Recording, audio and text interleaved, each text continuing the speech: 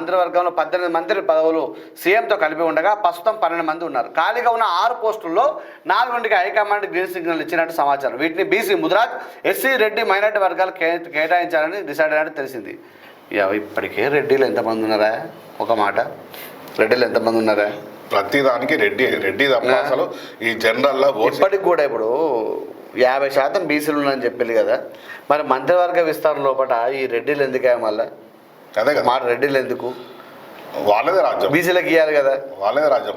అయినా సరే ఇప్పుడు ఎంతమంది ఉన్నారు? ఉత్తమ్ కుమార్ రెడ్డి ఉన్నాడు, కోమటి రెడ్డి ఉన్నాడు, రేవంత్ రెడ్డి ఉన్నాడు, ఇంకెవరున్నారా?